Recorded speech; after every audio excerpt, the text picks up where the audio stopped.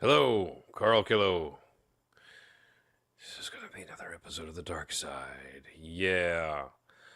Where I tried to give you some farging fugazi news before my brain leaks out through my ears and nose. Oh, I just don't believe some of the stuff I read these days. It's really, really shocking. So, well, let's get started. And so, you may have seen this one already. We have a young Cornell student who. Here's the gist of the story. The professor of the class that she was taking, I have not read this through in detail. That's kind of the idea. I don't want to do it ahead of time. I want my raw reaction to it. I already have an idea that some of these articles are going to piss me off, and I want to do it on camera. So you can kind of see how my brain works and how I deal with some of the rage and without going insane. All right. Okay, anyways, so this young Asian lady here, Latilia Chai, apparently is her name. There we go, Latilia Chai, led the revealing demonstration, cute words post, during her acting in public performance in everyday life class. We need a class for this? We need a class for this? No wonder weird shit's happening all the time. All right, well, anyway, so acting in public. Well, fine. All right, so I guess this is a communications thing. Anything for the tenure, right, boys? All right, so I guess apparently that her professor, Rebecca, for some reason I had assumed it's a man, questioned whether the denim cutoff jeans shorts that Chai was wearing during a test run of the presentation were too short. Ha. Okay, so she had already made an assumption about this. I thought that she had been called out for just wearing inappropriate stuff in class and got upset about that and then decided to make her thesis based on that. But that sounds like this is different. All right, so well, obviously, well, you saw from the picture, she decided to get as naked as she could without getting kicked out. The first thing the professor said to me was, "Is that really what you would wear?" And I guess she gets angry at this, but if it was during a test run of her thesis, and you've gone up there wearing something that would make people not want, well, it would lower your ethos. You can go back a couple of videos that I did. It's the one that says the thought police are here to, and we are them. I talk about logos, ethos, and pathos. And if you don't go up there looking sharp, then you're doing something to your ethos, and it's not making it go up. All right, post. We don't need any more of your advertisements. And so, if you want to be believed, hey, that's a pretty good thing for your professor to tell you. And so, what was this lady's reaction? Screw you! Don't tell me what to do. I think I was so taken aback that I didn't really know how to respond, she told the Cornell Sun. So what did she get told? Well, hey, is that really what you're going to want? You're inviting the gaze of the male gaze away from your presentation and on to your body. Well, hey, what do I have to say about that? Probably a good point. Something that is done very often by women to get extra credit from male viewers. And there's nothing unnatural about it. But her reaction, instead of going, okay, thank you for the knowledge, let me make sure that I'm being aware of exactly what I'm doing. I'll show you more and do it more. Which, now that I'm thinking about it, it may actually be an even more Well, no, this was just done out of anger. I don't want to read anything more to it. I had something there, but I think that's probably BS. I'd be making up something. All right, so my mom is a feminist, gender and sexual studies professor. Oh, God, no wonder you're. She's fine with my shorts. My mom said. My mom says it's good. Oh. Okay. When the professor asked what I was going to do, she responded, I'm going to give the best damn speech of my life by taking off my clothes. Oh. All right, that night she wrote a Facebook post, of course, because we all go rage at the world on Facebook. Fine. About how she was going to handle this, and then she got naked, and here's the story.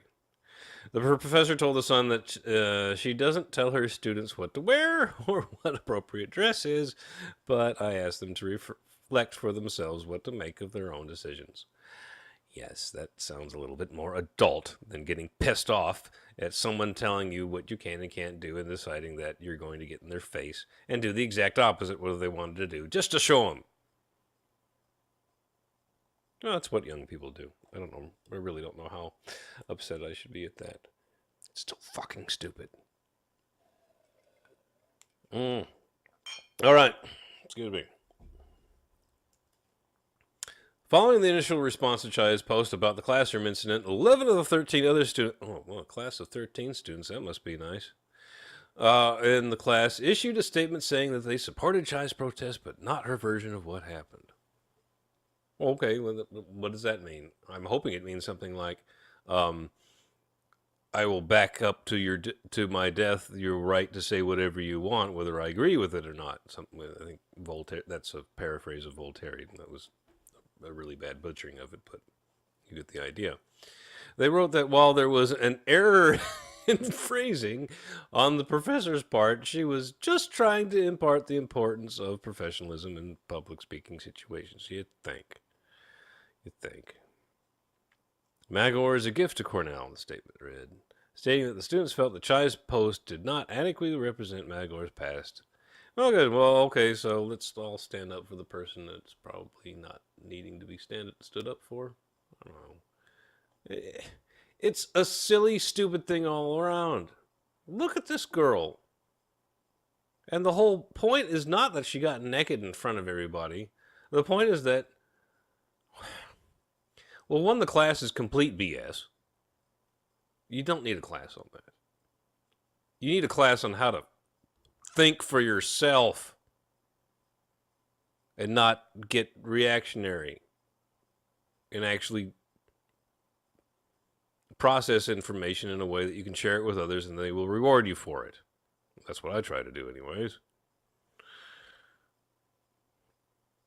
And then, well, let's say for some reason that she had dressed inappropriately and she was giving a presentation on, I don't know, she was in a psychology class and she was giving a presentation on Freud. And she wore something inappropriate. And the professor goes, hey, just when it's time for you to get up there for real, don't wear stuff that makes your butt stick out.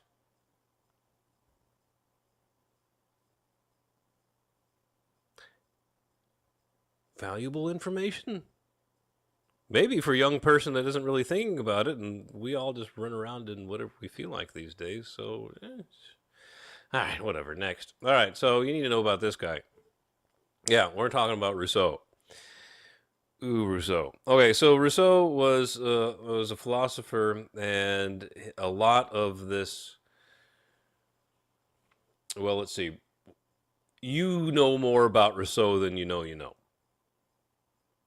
He comes up everywhere. And one of his big concepts is this whole noble savage thing. And we should never have come up out of the bushes because it was the most egalitarian society ever. And that was when things were the most fair. And now look at how much suffering and inequality we have. And we did it to ourselves. Now, he wasn't an idiot. He knew we couldn't go back into the bush. to picking berries and poking things with sticks. But he wished for it. And you're going to see that idea come up all the time. Like, all the time. It's embedded in, especially in a lot of leftist ideology. So here's an example.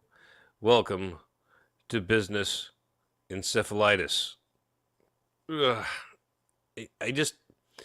I would never believe 20 years ago that I would pick up Business Insider or Forbes or anything that I had deep respect for as being a credible news source and see nothing but virtue signaling and propaganda.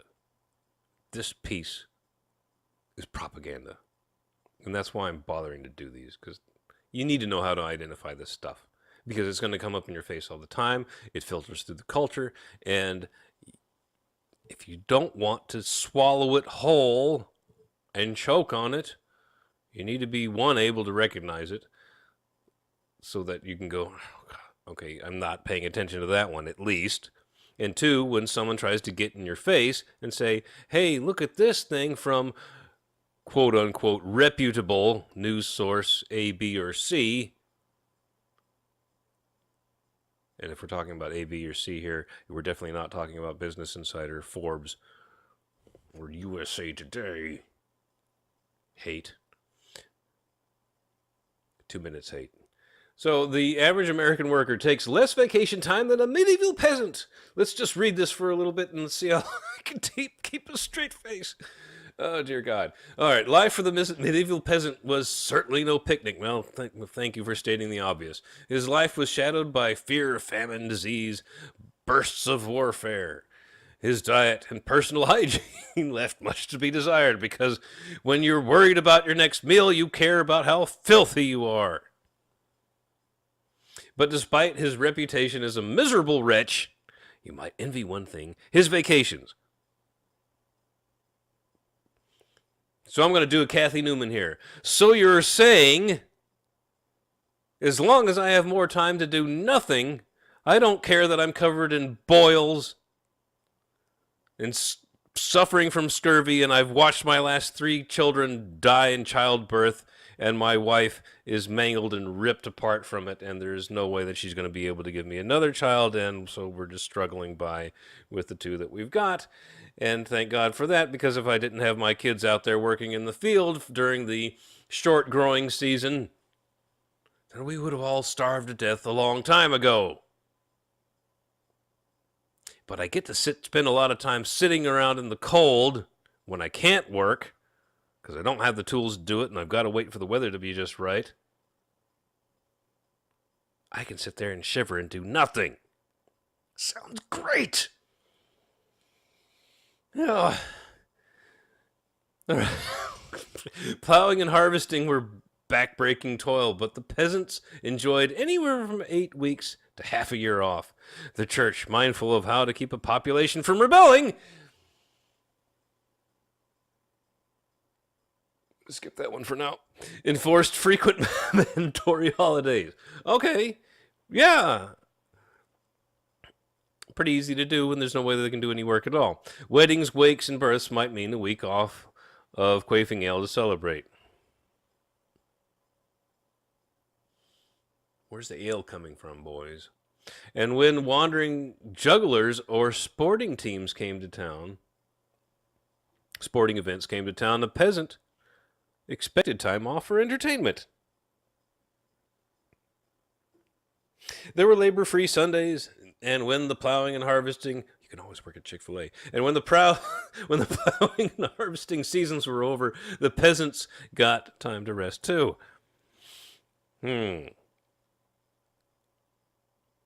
Yeah, what I said. It's always great to be cold, wondering whether you had enough time to grow enough food so you could see the next warm season.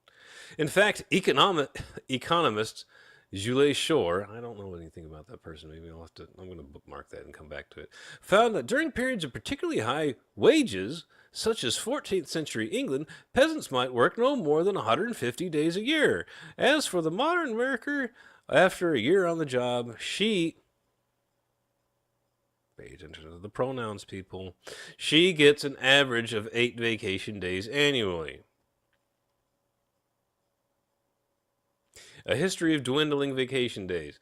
It wasn't supposed to turn out this way. John Maynard Keynes, Jiminy Cricket, Keynes is the economist from Britain on which all of our socialist systems are based off of. And he had the idea that, well, when times get a little slow, you just have the government spend some money. And that makes things all better. And he was right. It does tend to patch things up for a bit. But there's a cost. Anytime you kick the can down the road, the can gets beaten up and harder to be useful when you're ready to pick it up and actually put something in it. All right, Keynes was one of the founders of modern economics, made famous a prediction that by 2030, advanced societies would be wealthy enough that leisure time rather than work would characterize national lifestyles. So far, that forecast is not looking good. Well, that depends on how you define it, doesn't it? To me, I kind of like being able to come home after a short drive in an air-conditioned car, leaving my air-conditioned office, arriving at my air-conditioned house, or heated house, depending on the time of year. I don't have to suffer at all about temperature as long as I'm willing to pay some money. Come home, and if I'm too damn lazy to cook, I can run through a fast food restaurant and grab something, or I can pick up my phone and have a pizza delivered. Or I can actually do the smart thing and go to the grocery store and buy some damned vegetables for once. And that sounds pretty good. A pretty damn good trade for sitting around in anxiety, worrying whether you're going to starve to death. Man, the propaganda is real. What utter BS. So far, that forecast is not looking so good. Well, I'll trade it over potato blight. What happened? Some cite the victory of modern 8-hour-a-day, 40-hour work week over the punishing 70 or 80 hours of 19th century workers spent toiling as proof that we're moving in the right direction. Well, okay.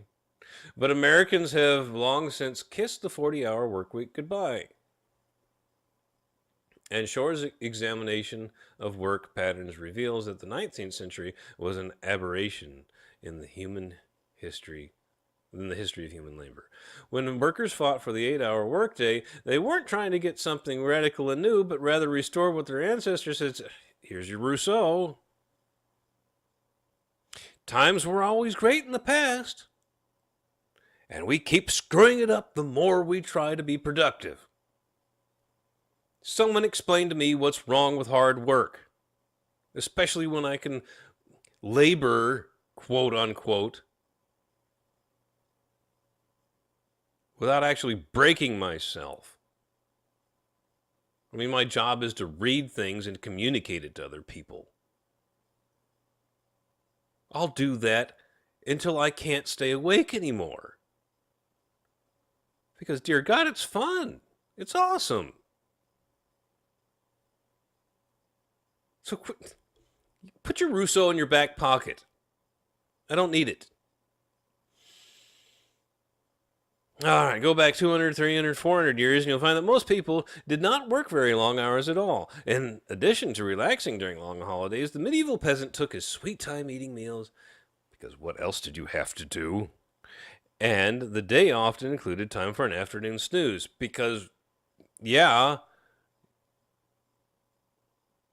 when the nighttime gets long, you end up waking up in the middle of the night and not being able to do any work, because the human body is not made for the longer wintry periods of, well, the further north you live, when the winter comes, the shorter the days. And so that kind of means this happens to me personally. I don't know how common it is, but I've seen it replicated in others as well. When it's difficult, it's very difficult for some people to sleep a solid 8 hours. And the further north you live during the winter, you end up having a situation where you got a really long nighttime. And so even if you can sleep 8 hours, the nighttime might be closer to 9. And then you end up in a situation where you sleep for like 4 hours, and then you wake up and you're like, oh man, I don't want to be up yet. And you roll over and you try to go back to sleep. You can't go back to sleep. And especially if you know you have things that you could be doing, then those are going to poke at you in your amygdala and make you want to get up and be productive. And this often happens to me. I'll get up in the middle of the night and I'll start doing some work. And then finally I'll get tired again and I'll go back to sleep and try to catch a few hours of sleep before the sun comes up.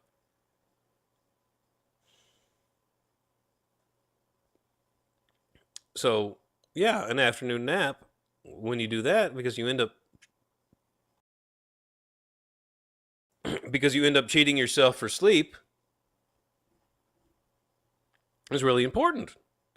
This is not a privilege. This is how to make it work. All right. The tempo of life was slow, even leisurely, the pace of work relaxed. Tying your plow up to the back of an ox and digging through rock-laden soil doesn't sound very relaxed to me. Our ancestors may not have been rich, but they had an abundance of leisure. I hate you, Rousseau. God, I hate you, Rousseau. How is your view so prevalent and it's just accepted? This person could just plop this on the paper. And everybody just goes, oh, yeah, okay, that sounds great. Because we've just been making things harder for us. Well, why do we do that? Well, we do that because we want to feel sorry for ourselves. And for good reason. Because if you can feel sorry for yourself, then you get rid of and cast off your responsibility. And if you're not responsible for your suffering, then you can wallow in your own misery and feel good about doing goddamn F all. Because then you can cast the blame on somebody else when you decide to be lazy all the damn time. It's not your fault that life sucks. There's no way you can overcome the fact that life is sucking, so why try? And this view from Rousseau is what justifies it. Look at all those people in the past, and look at how screwed up everything is by having more people on this planet. One of these days I'll go over Merchants of Despair. Dear God, is that a frightening book. And it's one of the reasons why I'm talking on this microphone today and every day as much as I can. We'll get into that later, but it has to do with people that want to limit the human population by any means possible because they think that humans are a plague on the planet. That is wrong. Fast forward to the 21st century, and the U.S. is only advanced, and the U.S. is the only advanced country with no national vacation policy whatsoever. Hell yes! Why does the government need to dictate what your job has to give to you?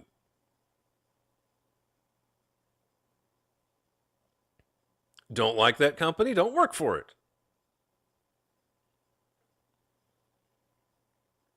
Only job you can get?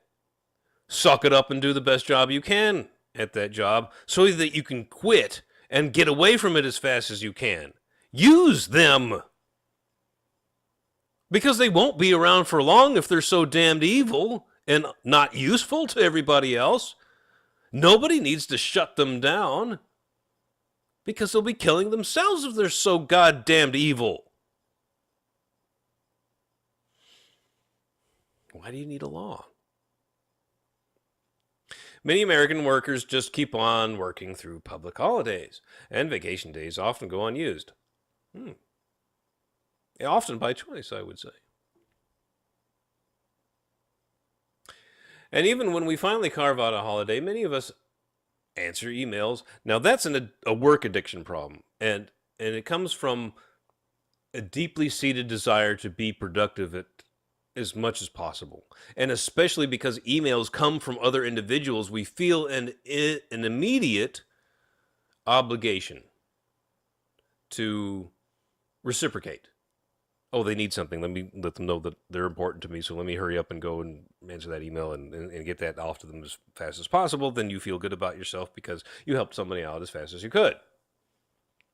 And now you're actually doing yourself a disservice when you do that. You need to do your emails during a scheduled slot of time,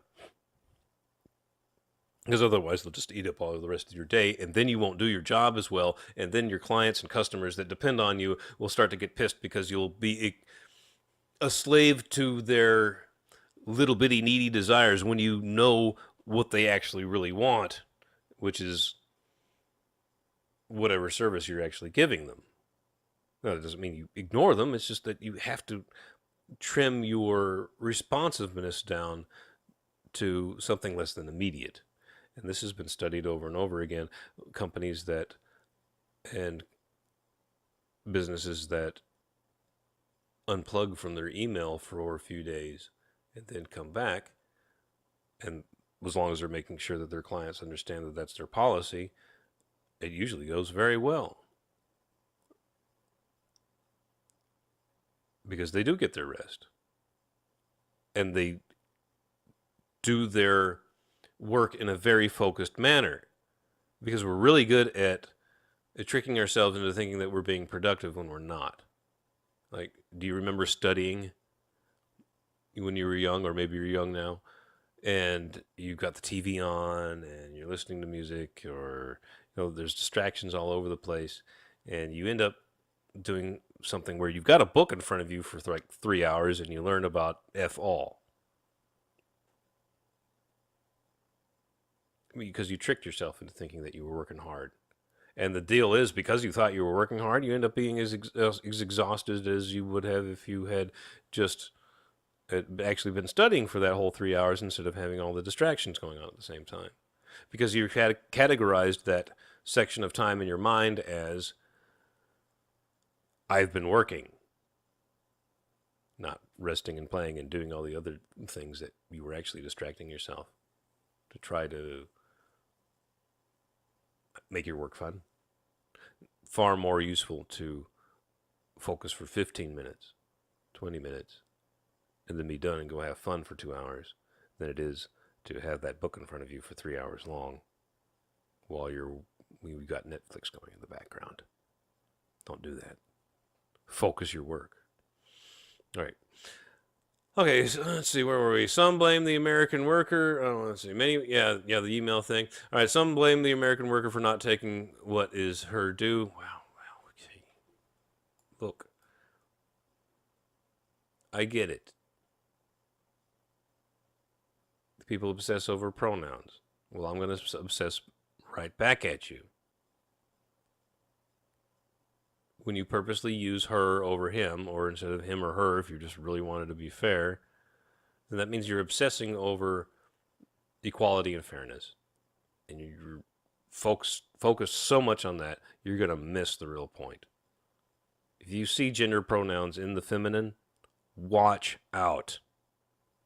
Ladies, I'm not saying that you don't deserve to be referred to with respect.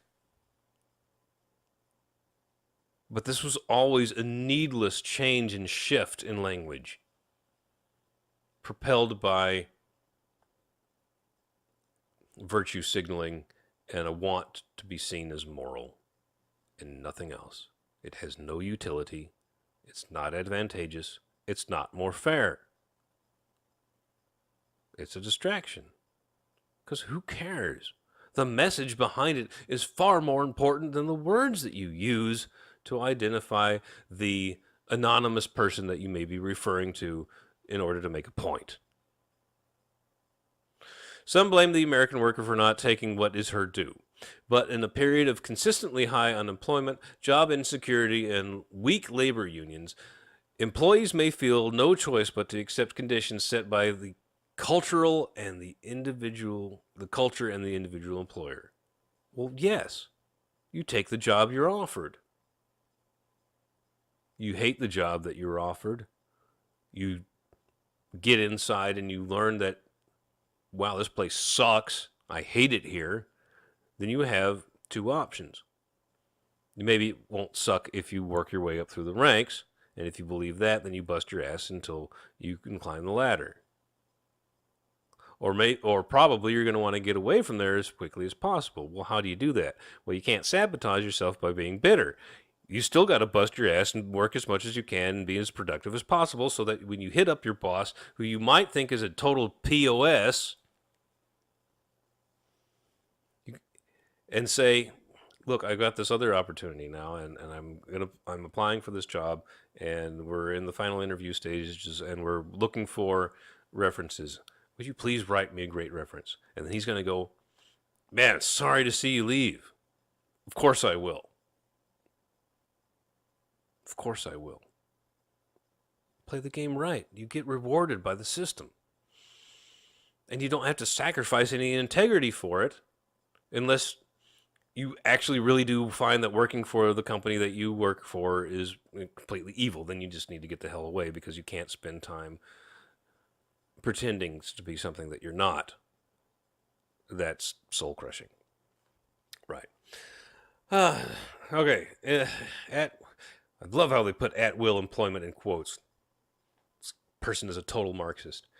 It's true that the New Deal brought back some of the conditions that farm workers and artisans from the Middle Ages took for granted.